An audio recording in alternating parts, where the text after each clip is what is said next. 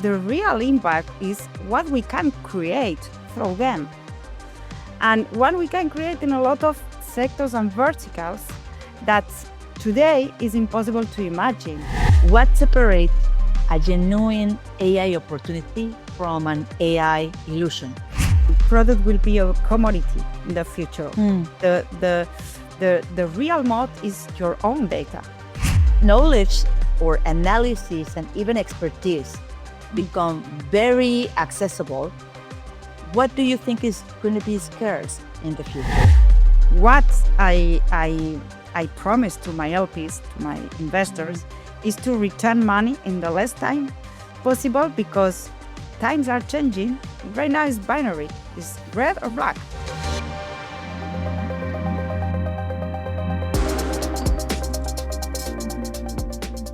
Every technological revolution creates two waves of opportunities. The first wave is obvious. The second wave changes the world. During the gold rush, people rushed to the mines in search of gold.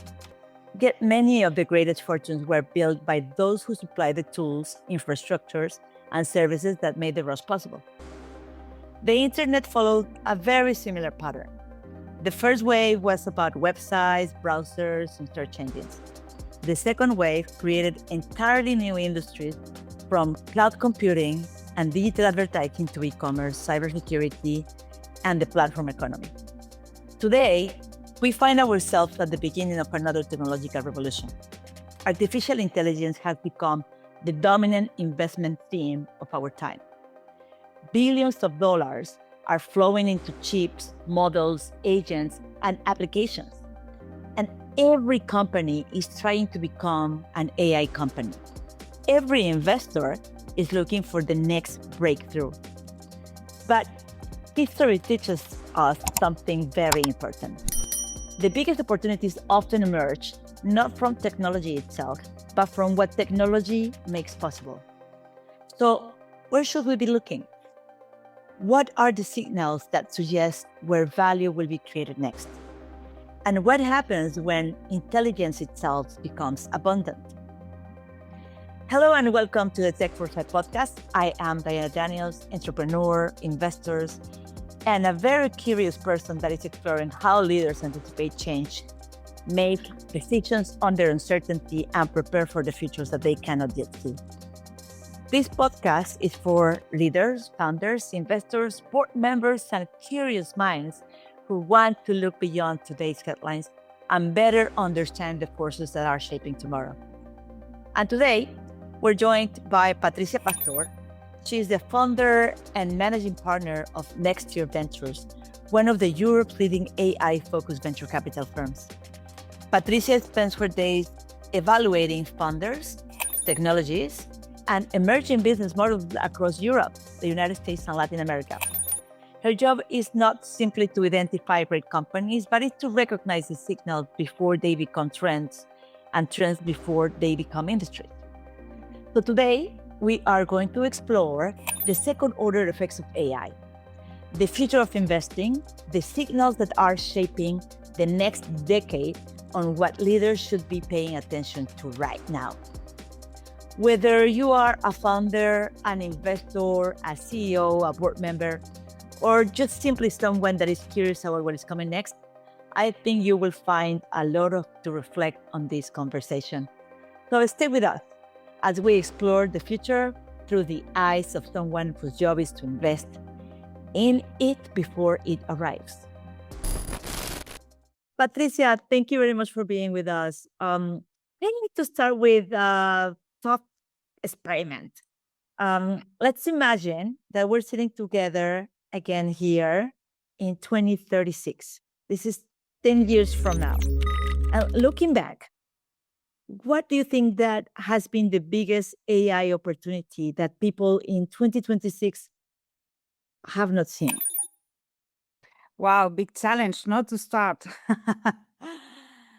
No, I can read the future, but what I hope is a combination in our life to use efficiently AI, to live with all the advantage of AI, but to have the human in the center of our life and our works. Because it's true that nowadays is so much rumors, so much brings about the impact of AI in our works, in our life, and there is so many people care about the bad effect, no? And I say always that the world is divided in optimist people and pessimists. And I always want to be optimist. And I always want to be in the side of the progress, in the side of the evolution. And I always try to be positive in this new world that AI come to our life and our works is to do a better world. Then I can imagine a world where we can work less, we can work very in a world more qualified, in a world when we can win much health, much money, a wealth life, when we can explore our possibilities because we insert the advantage of that kind of technology in our life. I believe this is fascinating. And if we probably work backwards, right, like where we are already there, what do you think are those signals today that make you believe that that future is coming? You know, in fact, that is something that is no new because we live century by century in an evolution, no? And I think that is always the same.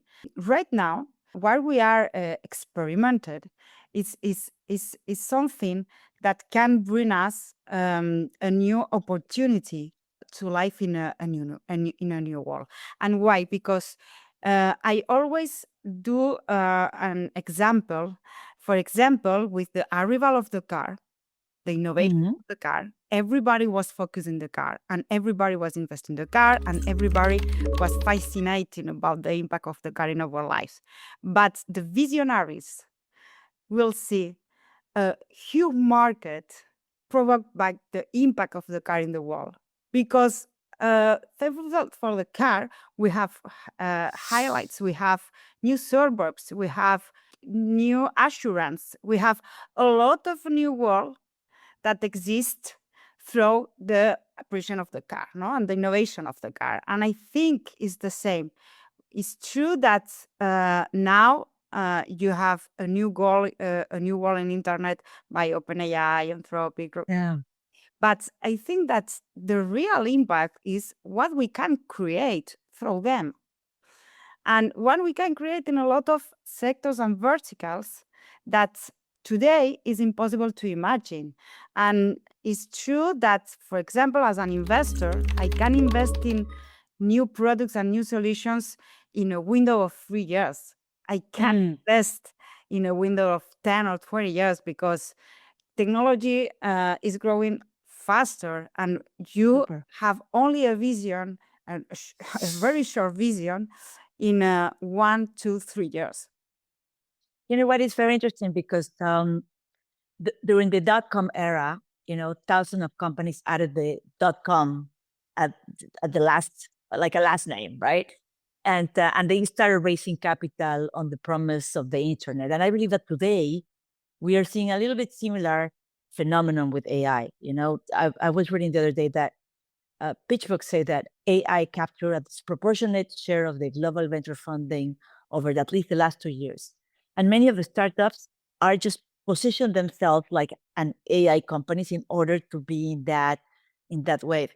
What I love about something that you said before is that AI alone is not necessarily a business, because you also said that the real challenge is separating that signal from noise. So my question, Patricia, is what separates a genuine AI opportunity from an AI illusion? Well, I think that our bet is for to apply AI in real work. And it's true that, for example, the next 5 years will be the application of AI for enterprise. For users, for common users as you and me, I think that is not so effective. Now, maybe if we use ChatGPT and we use every day the new language model, but it's different because I think that that kind of model, they are not preparing for the whole of world. No, then it's very different to compare the arrival of the Gen AI with the internet. First of all, because that's when internet appeared, I think it was before and after. A no digital world and suddenly a digital world. Okay, now it's very different. We are adapted to all the internet tools. We are I don't know, but 80% of population of digitalization. Okay, then it's very different. And in fact, what I think that's amazing, when internet appears, nobody thought that Google can be the solution, no, or the big enterprise in the next 10, 20 years. And we are attending the same right now. Because if you ask me which companies will be the leaders of comparison of Google, I don't know. I see, but I guess that historically some of these largest fortunes were created by these, let's say, technological revolutions, but not necessarily came from technology itself. Yeah. But for instance, internet created Amazon and Google, but it also created an entirely new industries around logistics, digital advertising, cloud computing, cybersecurity, marketplaces. So if we look AI today, what do you think that will be those industries at what you call the second order of thinking that it will create, that it will transform maybe their business model, creating more opportunities? I think that cybersecurity now is very hot, because we are now in two walls. Europe trying to protect our data, our privacy with a new AI Act regulation and with their own laws, okay? And after you have US, China, combining with another models, more open, without, I think that in in a world as Western, when everyone is playing as he wants.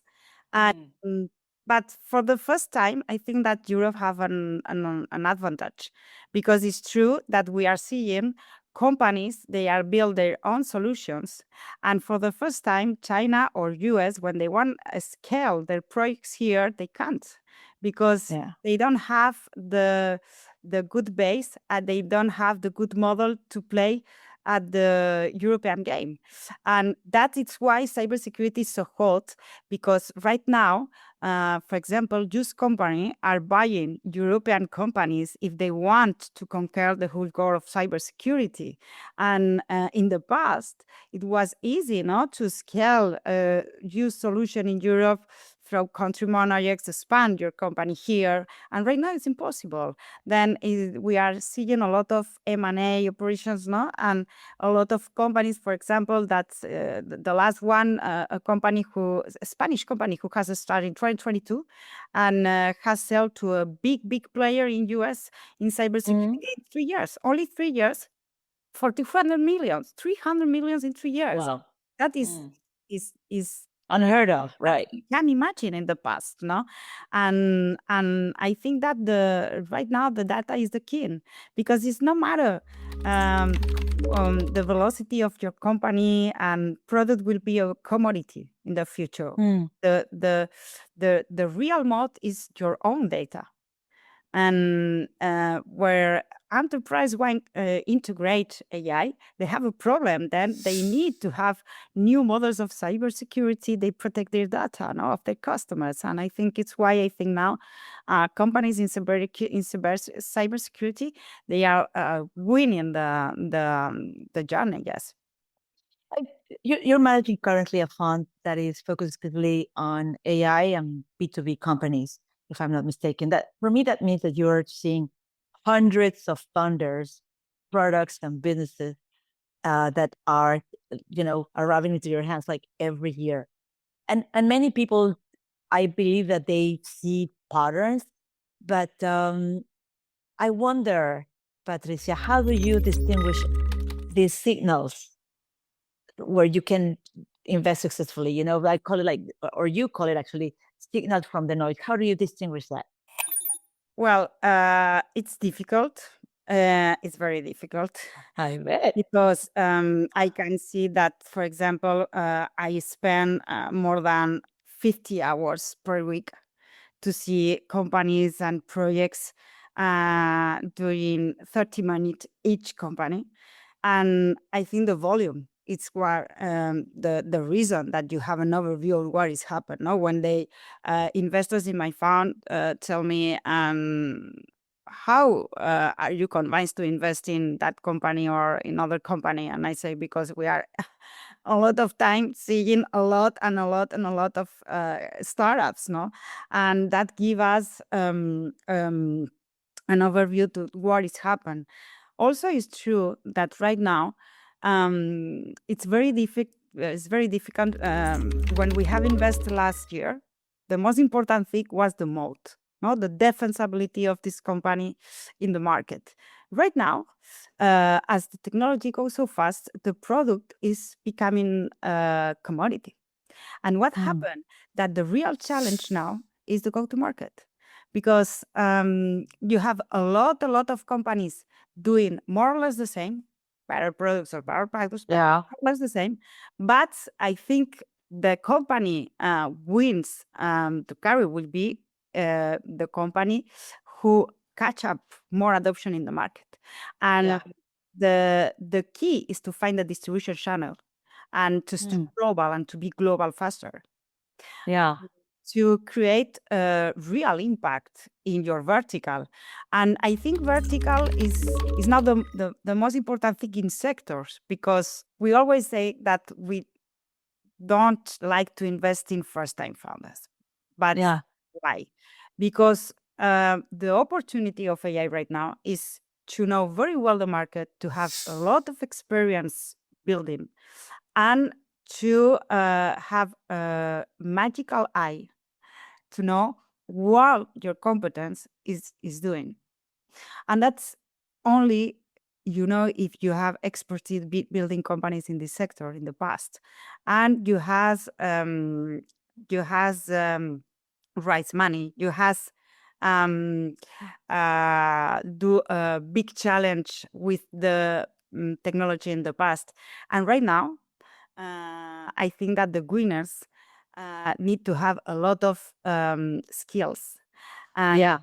to be faster, to pivot if it's necessary, and to position the company in their vertical. And if you are a first-time founder, it's not the same, because there is a lot of attentions that you don't are making. This is very interesting, but because if we think about this, right, like the time where many first-time founders or guys that were out of college in Stanford or Harvard, and that with this great idea, with amazing technology, will get lots of billions to fund this company.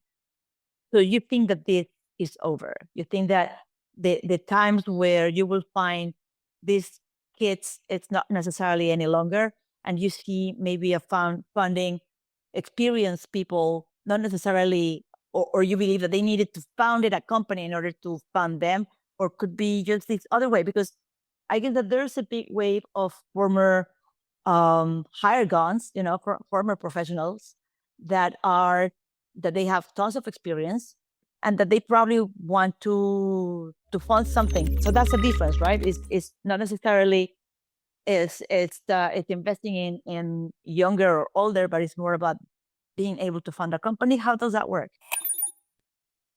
In my opinion, now, for example, if you are rushing around, okay, it doesn't matter if you are in Silicon Valley or you are in UK or Spain, okay?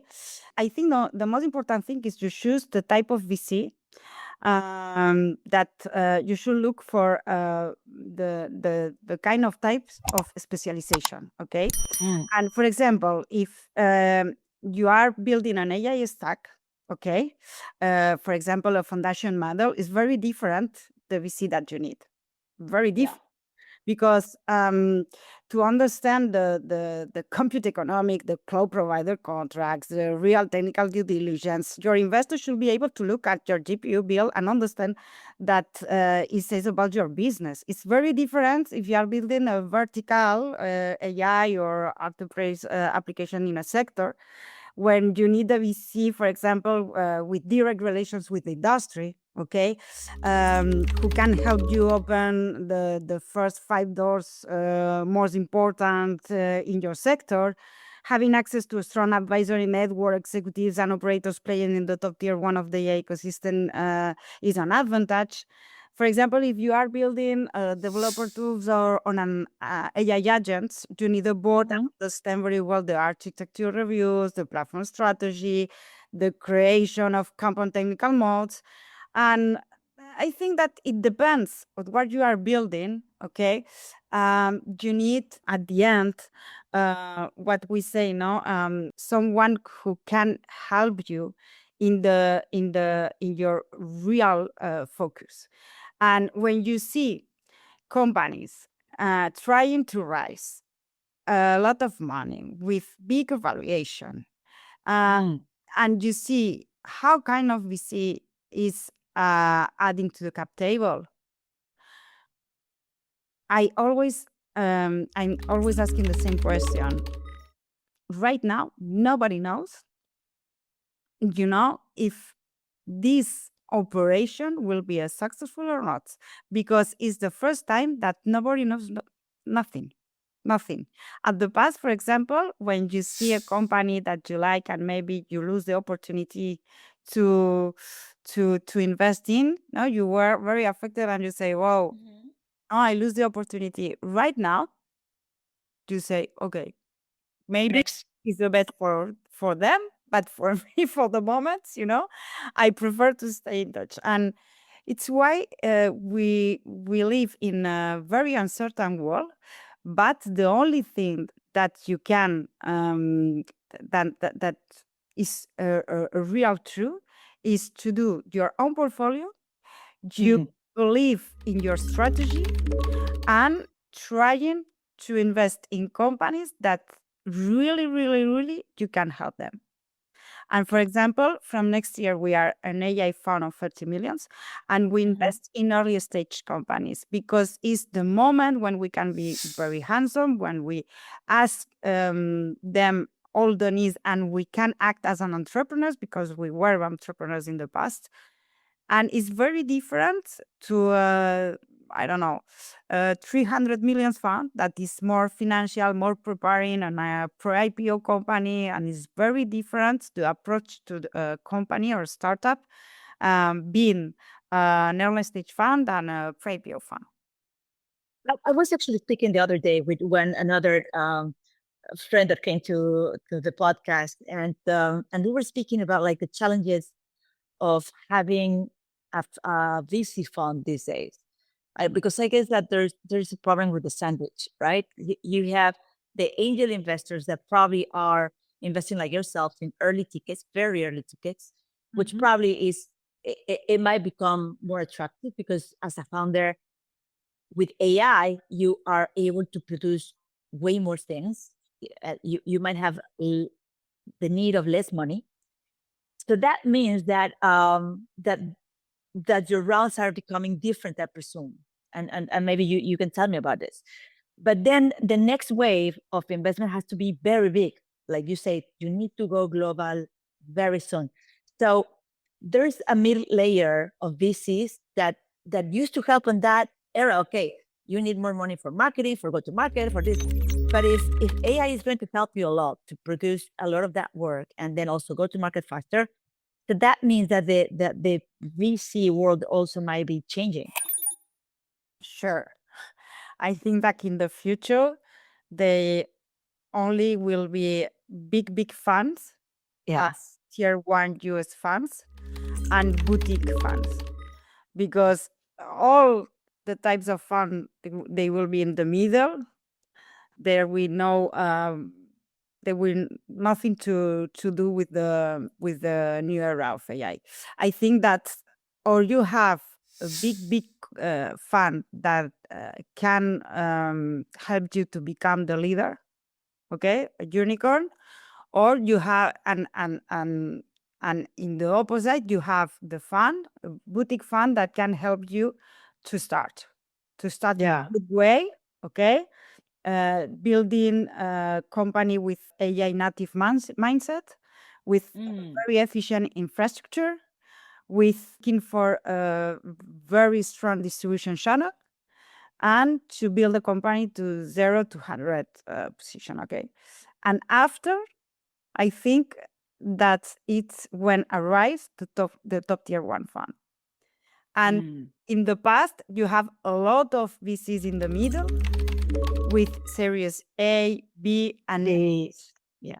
that is disappearing because you are seeing companies that start from day one and they pass directly to series A or B, Yeah. you know? Then there is a lot of VCs, they are changing their thesis, they are changing their target. And for me, in the future, I only see two kind of VCs, for early stage or for Or way big ticket. So this is very interesting because I guess that as AI is democratizing, this access of information, then it seems that a lot of people will have access to the same information, the same data, the same research tools, and eventually we will share a lot of intelligence. So how, or what it will become true, or the true source of competitive advantage for investors. If everybody has that, then is what it is that the human relational, but what do you think is going to be then the field for people like you? we are at the beginning of the curve, okay? I think that it's true that funds as NextTier are started at the beginnings, and right now I think that the last statistic was 80% of the investment is in AI in the whole world. Mm. And I think that the opportunity for a fund specialized in AI is to find the companies they can make good returns in the less time possible. Because, for example, we have invested in a company last year in March 2025. In one Mm. year, the company is doing a multiple of 4. And now he's opening a new round, and the lead investors told us, okay, do you want to continue? You want to do a follow-up, or you want to disinvest? It's the first time in our life, in 1 year, we have invest a small ticket in a company that has multiple for 4, and we are seeing that company can become the platform of this sector. No, company is true that the company has a very big challenge, but it's the first time that you can become company leader in your market in a very, very, very less time. Then it's a decision because what I promise to my LPs, to my investors, is to return money in the less time possible because times are changing. And for Yeah. example, with the investment in software, to spend 8, 10, 12 years, right now Yeah. it's different because right now it's binary, it's red or black. So it goes or no goes. Yeah. Exactly. So that ratio that this used to have, like, I don't know, it was like for 100 investment, one will go well, or I don't remember what was the ratio. What is it now when you say that it's binary? What do you think that you will have success or not as a VC? How many startups will they need to fail to find the unicorn? That's interesting because I tell you a secret. When we are in fundraising, okay, in Europe or in Spain, people, when you introduce your fund, normally they ask us, how many companies of your portfolio will death? Okay. The same exposure in US, the LPs ask us, how many companies in your portfolio will return my money? And it's very curious, no? The mindset. Because when you invest in venture capital, it's like that, but you are not caring about how companies are dying. It doesn't matter because in my case, for example, I will invest in 30, 35 companies. I suppose that 1, 2, 3 companies will return the money. I don't know if the rest of companies will alive or will death, you know? The important is the velocity and the multiple they can do to return the money to my investors. Then, normally in a fund, you always have a home run, 1, 2, 3 home run that return the money. After you have a top, yes, a tier 2, that they are good companies. Maybe they are not so at the same velocity that the tier 1, okay? And after you have the tier 3 that are good companies, maybe you can do an M&A with them because they have a very strong product that a corporate can buy, but maybe they don't have find a good distribution, no, and fast distribution. But that is not means that is a bad company. It's only that the other companies in your portfolio are running faster. And the mindset is very important, but because when you have LPs trying to push you, no, and in 1 year you know more or less which are the big companies, not that return. It's true that you are focused more in that kind of companies. Help the company to be the next unicorn in your portfolio, not the next unicorn in the world. The next unicorn in your portfolio. And if we think, yeah, go ahead, yes. No, and it's funny because it's cultural. Yeah. It's something that here we are very, trying to help all and the whole world not to be What cultural? What is it in the culture that you think is different? because for example, in US or in LATAM, the most than 50% of population invest in funds. I don't know why, in technology, in stock options, it doesn't matter, but there is a culture to invest your money, to multiply your money. No, here we are conservatives. We when a company close or die is a bad sign. No? Yeah, it's like, oh my God, I know that the crisis. thing that you fail, that you put a company, and in the US it's kind of like, yes, you learn something. Exactly. Right? Is right. Yeah. I got it. And nobody wants to lose their money. Nobody wants to do a failure. That's clear. But it's the the behavior that we have when something like that happens. And we are yes, we do things very different, and we try to believe in new in new reference, but it's difficult for the moment. So do you think that things are changing in Europe? I remember, I don't know, like 15 years ago, in Europe, people will invest with tickets as small as 10K, 20K, 50K. While in the US, no, the minimum ticket was like 250, 500K. How is that changing now? Not so much. Okay.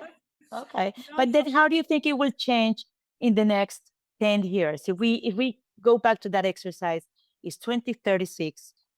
And how do you see, we already went through that separation where either you start at the very beginning or you're a big fund like BlackRock to help these successful companies to scale up and so on.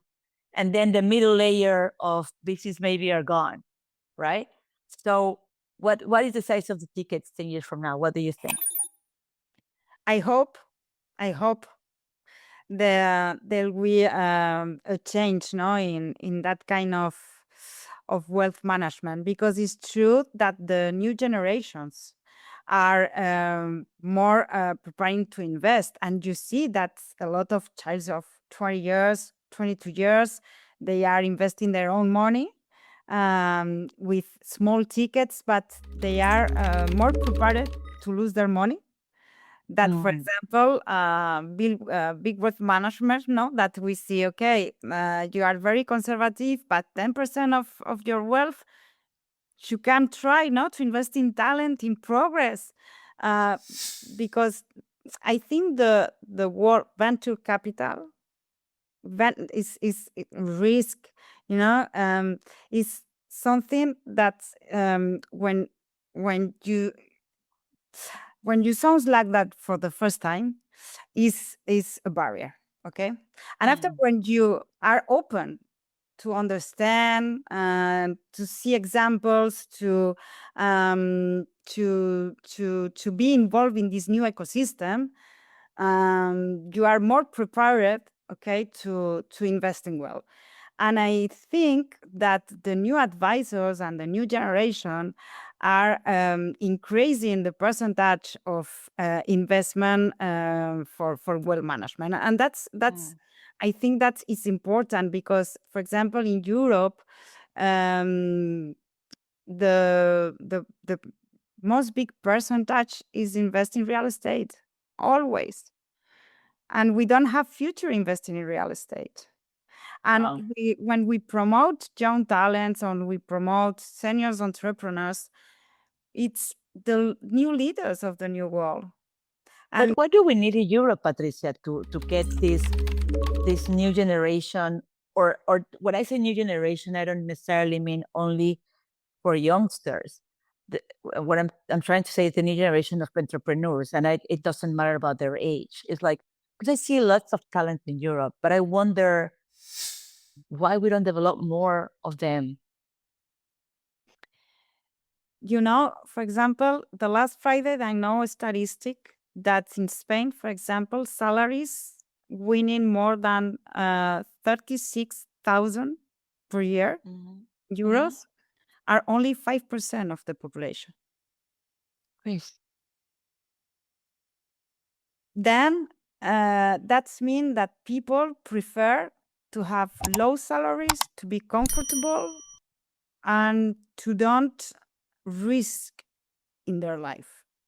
And but you think that people prefer that, or that the opportunities are not in there?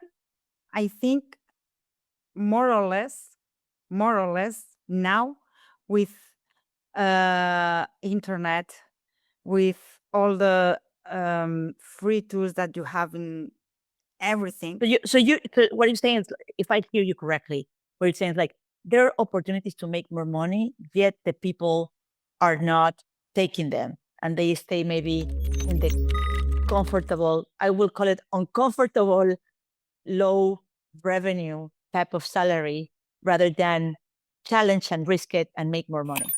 Is that what you're trying to tell me? Exactly. I think that is cultural, is our governments don't put enough to the population. That, for example, I always say that innovation in corporation is always an area that is not the main and strategic area. It's an area that they need to have, but it's not so much important. No? With governments, exactly. Innovation, new economy, new technologies is a small area. And the difference in US is that new economy, technology are the leaders of the country.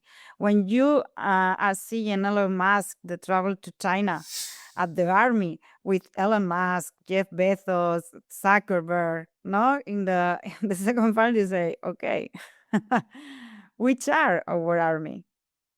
No? That's a problem. And I think that it's true that the message of we live secure, we live comfortable, we have a well-being balance between work and life is something that during a lot of years has been Spain the best country for expats, for attracting Yeah. a lot of people trying to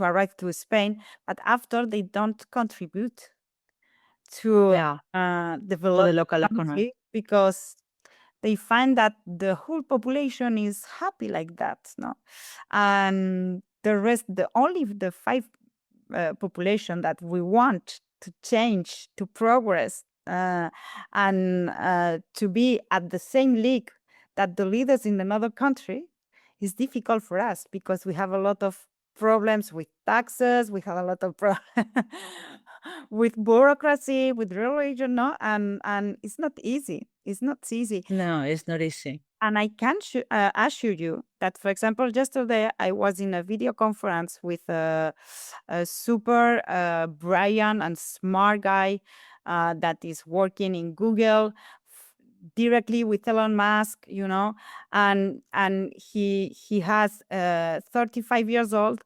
and he told me, I want to come back to Spain. I want to come back to Spain, but the problem is I don't have a real challenge there to work. This is a shame. Yes, I want to be involved of what will happen in the new world. And here I can create this new world with the most important players they are creating this new world, no?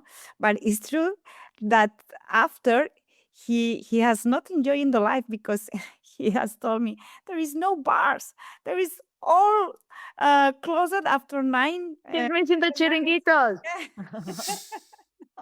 and and I say I'm young.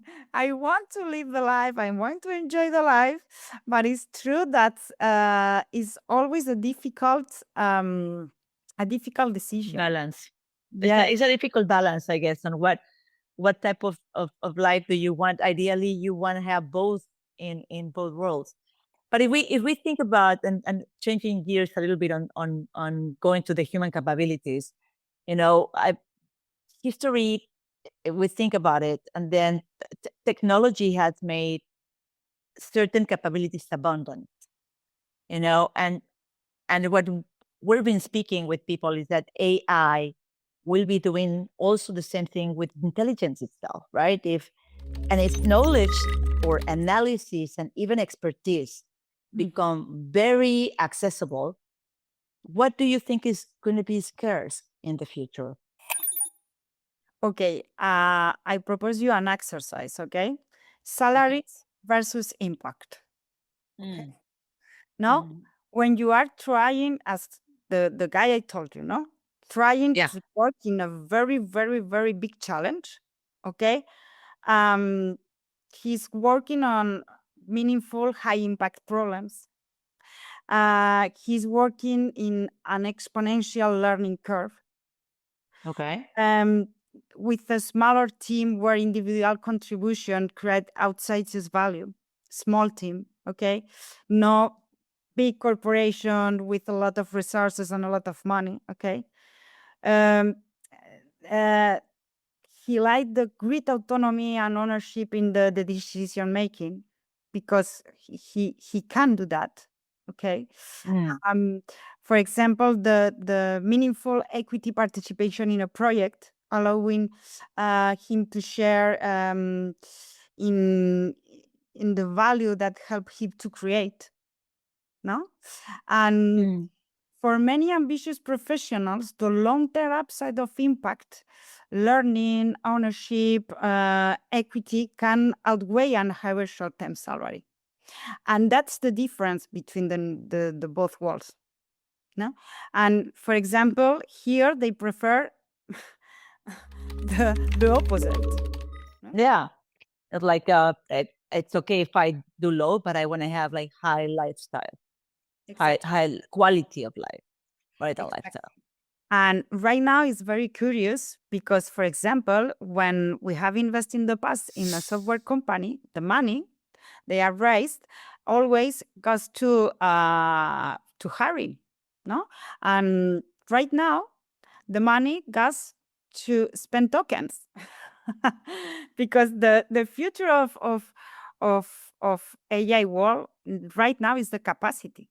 It's the capacity because But Patricia, it happened to me once, and I can think about like two investments that we did in startups. I invested. I'm not gonna say what or who or so on, but I invested in a company that they have most of their team here in Spain, and I invested in another company in the US. And in different times, but in both companies, when we closed the cycle of investment, it was around almost summer, before summer, like this now May June timeframe.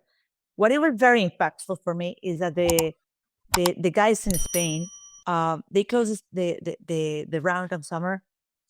They were so happy, party, yes, yes, yes. And the next construction was to go on vacation for the summer. It was for me, it was a cultural shock because I came, from New York or Miami. There, it's like, what do you mean? You just got what do you mean that you're going to go for vacation in the summer? But that is kind of like, it's sacred, and it is that situation in the US. I don't think it will happen, or I never seen it, right? But I guess it's this value on where, well, yeah, the business people believe that the business will be here 2 months later after the summer. And I don't know if in America it's the same thing, right? Like, no, if you're away 2 months, it, no, and not only in startup, because it's true in the business market here in Spain. For example, we are in June, and people say, "Okay, we will see in September." And I say, "But it's 3 months difference, no? We are in June, July, and maybe 2 weeks in August, not 2 weeks in August, but in September." And it's like that. Um, it's I think when I speak with people working in business in Latin, they say you have a very bad calendar because you have. It's true because now in summer we go from June to September for our lives. After we have a lot of breaches, October, November. After we have like long weekends, yes. Christmas holidays. Okay, Yeah, because yeah. at the beginning of December, people say, "Okay, I will see you at the end of January." Okay, And it's the World Cup. Not, and this year is more because the World Cup. You have before the summer, you have the World Cup. So it's crazy. you know, then it's true that it's very complicated work calendar, and that's don't favorite to be competitive with the rest of countries out of Europe because it's the same in Europe. Yeah, got it. So let's think about in a positive way on this, and then think, okay, well, I don't know if it's really positive or not, but AI is disrupting all this knowledge. Access is for everybody. So I believe that European startup funders they need to get sharper. What capabilities do you think that they need to develop? Like right now, because it's not like in 6 months from now. It's like right now. What are the new capabilities they need to develop, especially thriving in this AI native world? What do you think if a founder right now is what do you tell them? You better what? Well, first of all, it's an opportunity because everyone we have to learn all at the same level at the same time.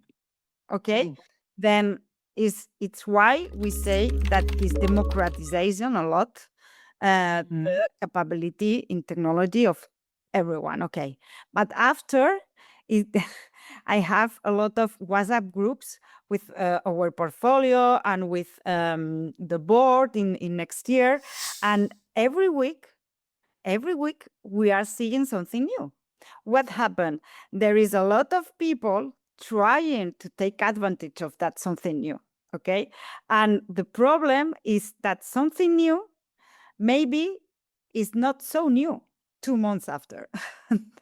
then I think that the capability is to be open, to be curious, to be attentive, to have the capacity to pivot, to have the capacity to anticipate how this new technology can impact in your company right now.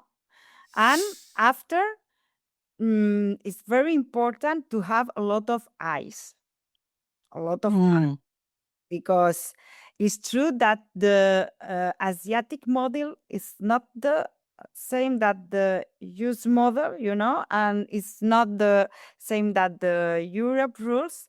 Then a lot of eyes trying to adapt your company to the HUF markets. So let's gonna try to enter like in a time machine right now, right? And we spoke about like 10 years from now, but let's go a little bit earlier. It's 2031, 5 years from now. What industry do you think that experienced the biggest surprise on the type of, at least the industries that you invest on? I think that in 10 years, the world. Let's do five. 2031. Yeah. I think, for example, the basics, how we use banks, how we use our legal advisors, how we use the ways to communicate with others, logistic. Chat, phone. Yes, logistic. Okay. And right now we are seeing that the technology is thinking for you. Okay. Because in the past it was predictive, but now he's working with you. It's why we say copilots, because they are working with you. But in 5 years, they work for you. Okay. And I think that is the evolution. First of all, we have used the technology to try to understand the results. After use the technology to help us, okay, to what to do with the results. And in 5 years, the technology will apply the results. Okay.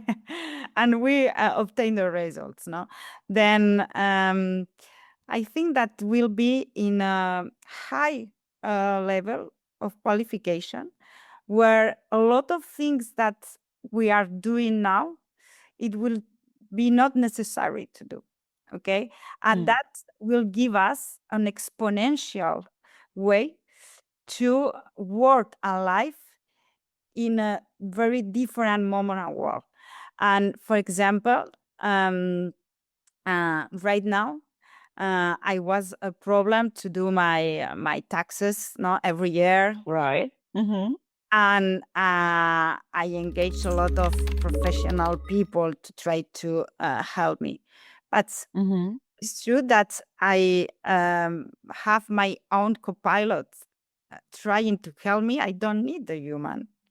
And if we extrapolate that kind of example for the rest of basic uses that we have in the life, I think that I'm contrarian of that. That no, we will be at the beach and the robots will do everything for us. No, that's not true. That's not true. But for example, I can imagine something like cloud cowork, that you connect your cloud cowork to all your tools. And when you wake up on the morning, all your email are answered, your calls are scheduled. That's fantastic. I love this. So if we think about, okay, let's fast forward of 5 more years, that's 2036, that's 10 years from now. Which organizations do you think it will create the most value in that world? The companies that are building AI, or the companies redesigning themselves around AI? I don't believe in wrappers. I don't believe in companies that use AI. I believe in native AI companies. And it's good that, for example, Diana, in 10 years, we will see a robotic world. Yeah. Not Very in five, physical. not in 5, but in 10 years, we will see a robotic world. And when I see a robotic world, I will see robots helping in our life, in our work, and everywhere. Because now the companies are building this world. And for the moment, is very early, but we are seeing a lot of projects trying to obtain the whole perfect robot for your home, Yes. for your work, for help your old father. And in 10 years, we will see that. So what do you think that this in 10 years we will go back and think, oh my gosh, that's funny that we used to do this, like if you think about like how 20 years ago we probably listened to music, I remember like on the cassette and play and that. So that's funny. What do you think it would be funny looking backwards 10 years For from now? example, the last week I interviewed a startup composed by a couple. Okay, they are building a new it's a new line of robots for all people, and they say, okay, I don't have family. We don't have family. We don't have anyone who can Who's gonna take care of me? Yeah. exactly. Then we are building a new line of robots that can care of us in the future. And I say they are based in Boston, and I say, wow, that's a very big challenge. And for example, I say yes, but imagine a world when people like us in 30 years, in 20 years, in 10 years, we will be abandoned because governments don't have resources to care about us. Residencies, hospitals, a lot of world that right now the population, I don't know, is more or less in an efficient curve, but in next 10 years, the population will be most old and young population. And we are not preparing from governments and from the private sector this impact in our life. Then maybe if we don't want because it's true that it's a shock not to have a robot in your house, but the guys tell me, no, I want someone that take me, and he push me, no, and he bring me to my bed to clean me, no, to wash me, and I say, wow. It's true. You have reason that the world is not preparing for will be 60, 70, 80% of the population older. Older. That's a problem. Interesting. It is. Okay, so we're, oh my gosh, the time is flying, and we're in that moment of the podcast that I love that we call the 4 trends and 4 dreams. The 4 trends is things, the signals that are happening like right now, and then and the 4 dreams is how do you want the future to be? Are you ready to play with me for a little?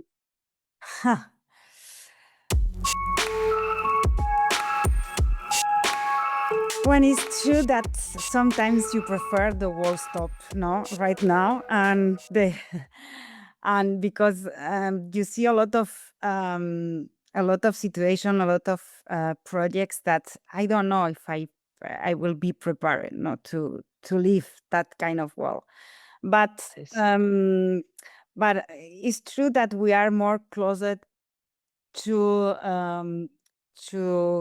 other planets, and there is a lot of efforts and money trying to close the planet to other planets. I think that is something that they have a huge impact in 10 years, and I don't like so much. I let's I don't know. let's I don't know the results, but I don't know if I will like that. well, let's see on these other trends. Let's see what do you think there's a current trend on capital? What type of we spoke about a little bit like what the ticket sizes. So what is that you're seeing right now on investors and VCs that you will pick up as a signal that is happening? Well, robotics, space, defense, Okay. and and health. What about another trend on founders? Historically, some of the most ever startups we saw were founded by very young entrepreneurs.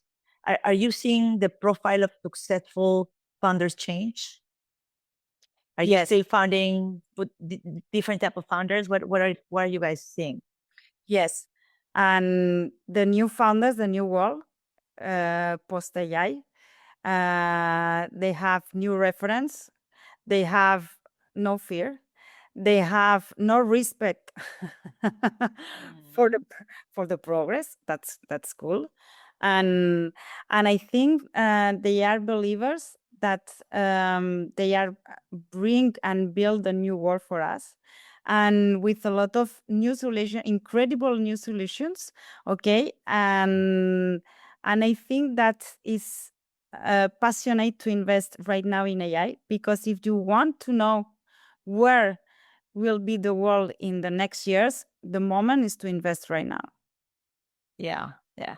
Okay, my trend number 4 is about talent and deal flow. For decades, I guess that people like you, venture capital firms, you guys sort the talent from places like Stanford, MIT, INSEAD, or other elite ecosystems. And today, AI tools are democratizing and level up that skill for everybody. Where are the most interesting funders coming in from today? Where do you see them? Where do you find them? Well, that's complicated, but it's true that there is a community, okay, very specific community of believers. They are sharing new tools. They are sharing new solutions, and it's where we try to be very involved. This community is not geographical situated, okay. Mm-hmm. There are new networks, and these networks are only open for the kind of people who can help or believe in that can be true, because the 90% of population has fear to AI.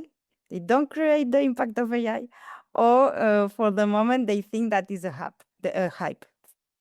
And we are a Interesting. very reduced community that think that a new war will happen in very short time. Very, very cool. So then maybe let's think about last trend in here. And yes, AI is transforming, as you said, like everything, even including investment in self. So how is AI changing the way that you guys are working, investors power? Incredible. In my last fund, I was 24 people. Right now, in the core business, we are 4. We have built our own language model. We have built our own tools, and for analysis, reportings, memos, filters. So what is becoming more automated is obviously the analyzing piece, and what is becoming more human? Where do you will continue being human? Intuition, intuition, intuition. And when you are in front of someone, you know if he has the capacity to do the challenge or not. And it's something I can explain you. Is Yeah. his experience is years and years to invest in companies, and maybe if the AI say go, you say no. No, no. Yeah, yeah. It's the intuition is formed also by experience, and that would be interesting. All right, so let's transition into our dreams part. We went throughout our conversation, we explored the signals, the opportunities, these second order effects. We spoke about that, the futures that we will see. And but I believe that foresight is not only about anticipating the future, it's also about imagining how is that future going to look like. So are you ready? I'm going to ask you for prompts on the dreams. You ready? Okay. Okay. So it's 2050 already. And looking back, what is that one problem that entrepreneurs solved that maybe seem a little bit impossible, in 2026? What's that problem entrepreneurs solved? 2026. 2050. No, we're 2026, it's 2050. What is that problem that entrepreneurs solved by 2050 that it was not that didn't think it was going to be solved today? I say that before, the biggest constraint in AI in capacity. Because yes, the capacity. Right now, nobody knows how to resolve the problem of capacity of the new model language. So by 2050, that is already solved. Okay, and then your number 2 is 2050 already. If you think about those investment theses that you probably think about, and if you go back today, what do you think is what it would be like the easiest way to have or to do an investment? How will you do investment in 2050? An investment. Yeah. I think That that maybe it was unthinkable today.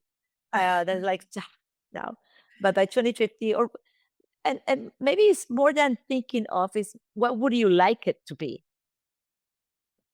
I think that the governance and regulation in the space, robotic and defense world, it will be a big challenge. Also, I think that there will be a realignment of funds. Okay, as I told you, less funds than now, and the problem will be that maybe we are investing in a company without humans. That's that's for sure is going to happen. And what about 2050? What has AI given to the humanity that you're very grateful for? I hope a better quality of life, a better way to communicate, and the magical form to win more money working less. I like that. I like that. So my fourth dream will be, in 2050, what are we celebrating? I hope we will celebrating that AI, the capacity to resolve the big health issues in the world. Cancer, a lot, the big problem in health of the population. I think that AI can resolve a big percentage of that kind of problems. I hope truly that is the case, and hopefully earlier than 2050. So Patricia, we're coming to almost an end to our podcast, and I would like to get the opportunity to know you a little bit better. So that's why I'm going to ask you a set of questions that I would love you just to get your first response, your first mind, and think about what was the best advice you ever received. Go when you think that you believe in the moment, in the opportunity, in yourself, and forget the environment. I like this. If you can go back in time when you were 18 years old, what would you tell to yourself? Live. Live as living, or live as walking away? No. Live as a life. Live the life. Live the life, because I think that, and it's my mantra. It's my mantra always. Go, and live the most, because I have a lot of friends, they have spent 20 years of their life working, working, working, working. And for example, they have forget that enjoy the life. And See, after, we need to tell this to the Google guy. He needs to enjoy the life. yes, and after I have also good friends of mine that now he has complication in their health, and they told me every day, forget your problems and live. Live Oh, and live I and live, know. and it's true. I'm a workaholic. I like my job. I like new challenge. I like innovation, progress, and I'm 24/7 trying to do my best to bring successful solutions to to my projects. But I never forget to live. Never. That's super important. So, what is that skills that leaders really need today? Oof. Um, Learning second by second, resilience, a lot of Mhm. resilience, a very strong network. Right now, it's Mhm. very, very important to have a very strong network. Okay. And to know, to be conscious that all that you are trying to build could be zero tomorrow. To be Then, ready to lose it all. exactly, resilience, and believe in yourself. I like this. It's so important. It's so Yeah. important not to give anything for granted. You can lose everything tomorrow. What is going to happen? So, another question for you I had is what is that one profession AI will transform faster than people expect? Uh, the legal world. And then what is one thing that AI cannot replace? I know that your guys, your friends in Boston are thinking about elderly care, but what do you think that AI won't be able to replace? Emotions, touch, love, Yeah, love, intuition. right? Um, Intuition. Like it. Okay. One book that you can recommend to our audience? Always, always, always, always. I forget the name. No, but in Spanish is Nunca te pares. Is Stop. the founder of Nike. Philip Knight. Mhm. Yes, and it's Okay. my preferred book. Always. Love this. Two more questions is what gives you hope about the future, Patricia?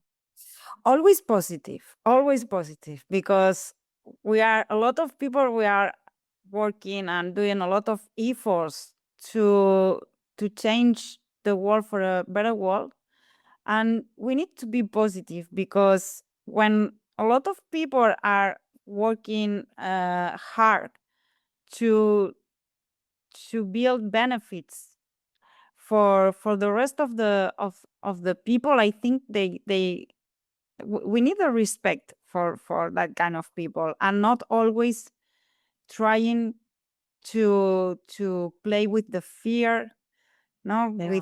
with the sensation that we will lose our world, that we will lose a lot of good things in our life, and I think that is a very free pitch, and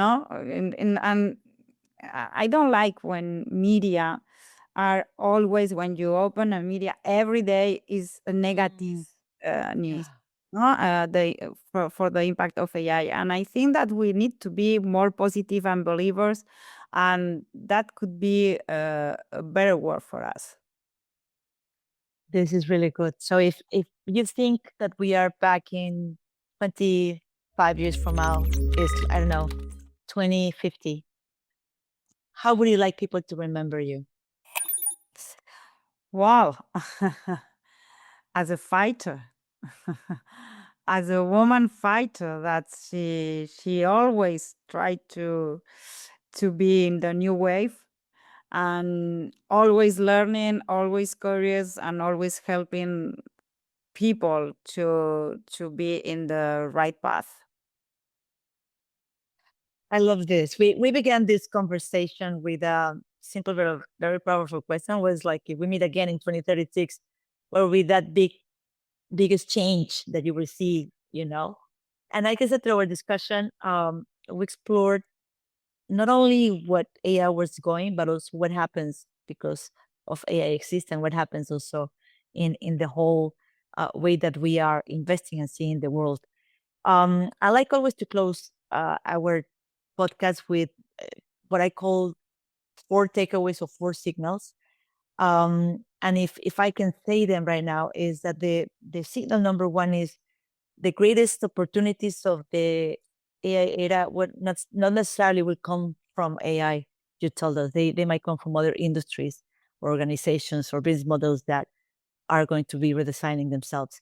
The signal number two that I'm picking up from you is that the future may belong not necessarily for those that know the most, but the ones that are more prepared or they're understanding the problems. They need this new set of founders that are not necessarily the newbies, but also the expertise ones. The experience is becoming a big asset. My signal number three that I took note in here is winners are the ones that understand their data, right? Is data is that new strategic asset. So this is something that I have. And my signal number four from you is about humanity. Intelligence is becoming abundant.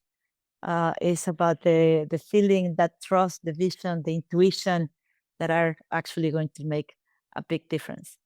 Did I miss anything from our conversation that we can give here as a message to our audience today, Patricia? No, I think that you have resumed very well our conversation, and it's the bullet points that we are working every day with my team, and what we are trying to do, as I told you at the beginning, our own strategy. We don't know is this the better or not, but is that we believe is the right